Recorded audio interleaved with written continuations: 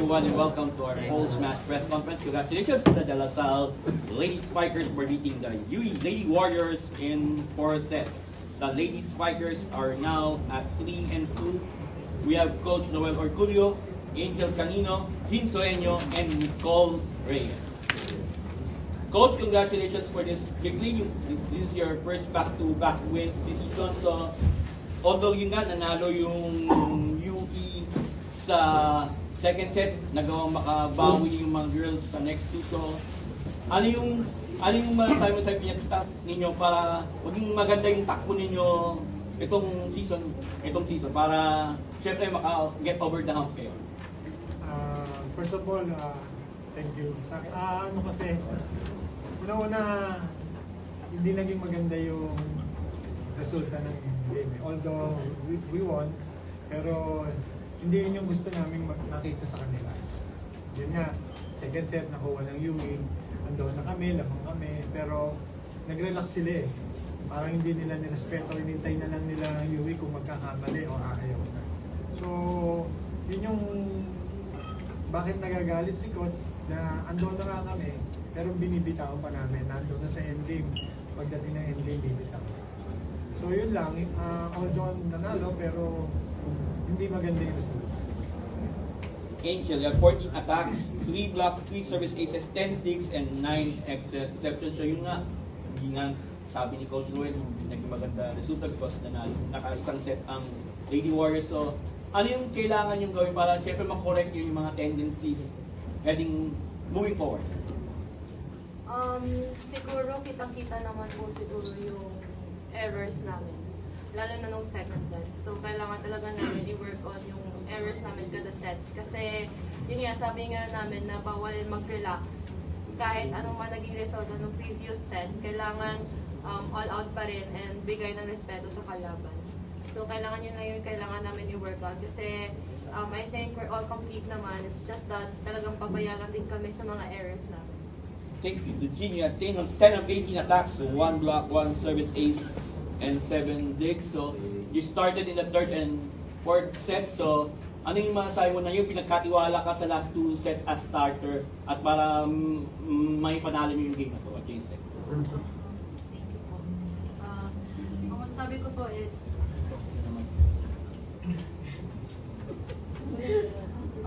ko po is, ginawa ko naman po yung part ko as an ate. I'm always there for siya na pag ipapasok ako ni Coach Armin, nag-ready na ako sa labas para, since dati naman, yun naman talaga yung trabaho ko. So, pinanindigan ko talaga na pininiwala sa akin.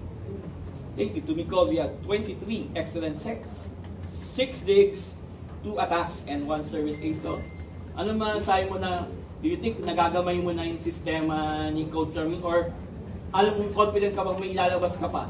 Especially bilang set. Siyempre po, confident pa rin ako na may ilalabas pa po. Kasi sa game na ito, parang kita pa rin naman po talaga yung mga lapses ko as a setter. And tiwala lang din po talaga sa sarili at sa mga kasama ko para tuloy-tuloy yung progress ko. Okay, the floor is open for questions. For Jean, ano lang yung nakita mo sa labas na nung natalo kayo nung second set na in-apply mo nung third? Kasi nung third mo na score yung most ng points mo. Siguro po yung nakita ko sa labas is yung parang nawala po yung connection ng bawat isa. Parang nandun na po sila pero bakit po na bumitaw? Parang nawala po yung respeto po sa kalaban. So parang sa third set, kinukuha talaga namin na parang nanindigan namin na mali po yung nagawa namin sa second set. So, kaya namin gumawa sa second set.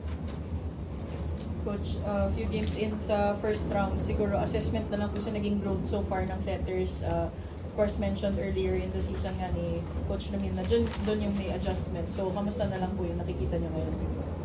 So far, sa nagiging takbo naman na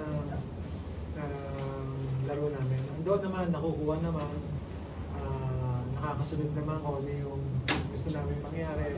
Yung nga lang, may mga time na nagre-relax, at the same time, minsan nawawala, na-auto-focus. Yun lang. Para sa'yo naman, Nicole, siguro how used to it na lang ikaw ngayon na yung ganito, playing in big arenas and yung mga high pressure moments, masasabi mo bang medyo nagagamay mo na siya at this point? Opo. Na unti-unti naman po siya every game naman po na feel ko na din po parang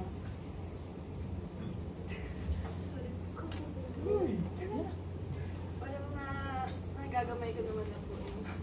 Lalo na with the help of the others po. Parang sila din po kasi yung tumutulong sa akin. Parang sinasunod din nila ako sa mga times na medyo off din po. Angel, siguro as captain na lang din, yun nga yung nami-mention ni Coach, yung parang nawawala. May mga portions ng games, even if nananalo kayo, medyo nawawala. Siguro, as a captain, ano na lang yung sinasabi mo sa teammates mo, ano yung kailangan yung ayusin para ma-avoid yun, especially sa mga later games nyo? Lagi ko naman sinasabi sa kanila na hindi kailangan mag-start tayo ng sobrang relax.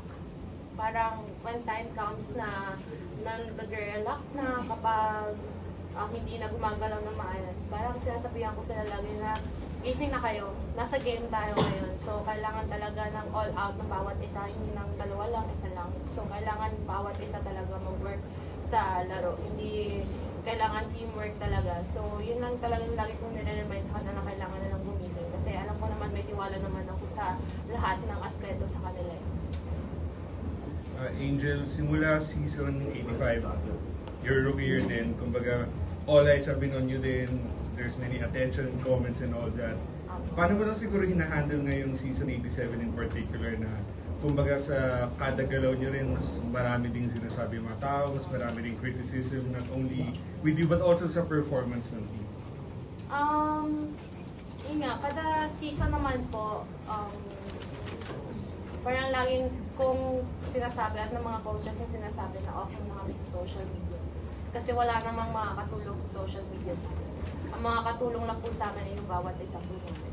At yun lang yung talagang importante sa amin, yung comment at ng critic ng mga coaches na mga nagsusuporta sa amin at lalo-lalo na yung mga teammates po namin. So, hindi na necessary para makinig pa sa bawat sa labas ko. Kasi we all know kung paano sila mag-critic sa labas. And for Nicole, ano siguro yung naging most important advice na nakuha mo from Coach Ramil, from Coach Noel, sa mga coaches so far this season na kahit kumbaga medyo shaky nga yung umpisa, gaya ngayon, na ibabalik nyo na yung laro nyo? Siguro po yun nga po yung tiwala at kumpiyansa lang po. Parang, at saka,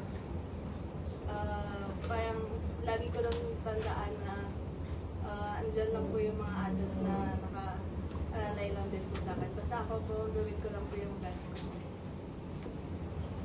Coach, obviously, sabi nyo, medyo disappointed kayo sa naging result of today's game. Actually, first back-to-back wins na din po ng Lasal. What would be the focal point of discussion after this game? Kasi yun na, sabi nyo, hindi ito yung result na gusto nyo. Ano lang, yun nga, sabi nga ni Coach, hindi maganda yung pinakita. So, might as well go back sa rason.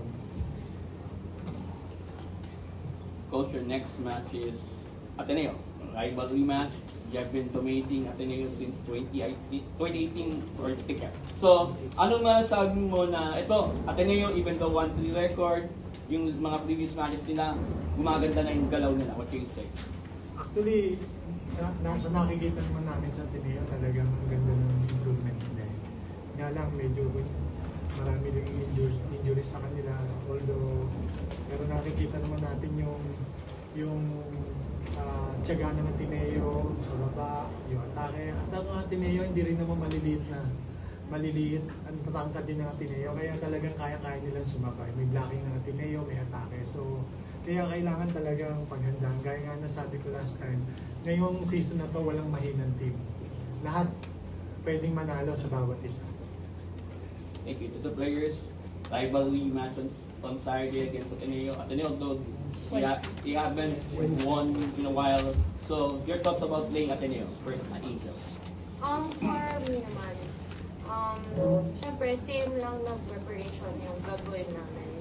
Kumbaga, kailangan din namin tignan kung paano sila maglaro, in what way sila nag-improve. sabi nga ni Coach, ay hindi basta-basta nakakalaban yung Ateneo. So kailangan talaga namin mag-prepare sa kanila. And syempre yung mindset na meron kami as Lady Spikers, dapat hindi mawala yun. Same question. At again sa Ateneo. Yun nga, sabi din ni Coach Noel na ni-enjoy ko. Kailangan ko talaga ng magtrabawan pa. Lalo na sa nangyari sa namin sa game ngayon na nag-fourth set kami. So, kailangan talaga namin i-polish yung bawat isa kung ano yung nangyari ngayong game and i-apply namin sa Ateneo. And Tumiko, this is your first Ateneo Lasal match. I think nung bata ka pa, you dream of playing this stage. So, what can you say? Siyempre po, siyempre dream ko din po. And siyempre po hindi po makakawala yung preparation talaga like what they said po. Parang kailangan pagtrabahuin pa po namin lahat po ng mga lapses namin and like Ate Jean said, i-polish yung mga kailangan po i-polish. Congratulations, Coach Noel.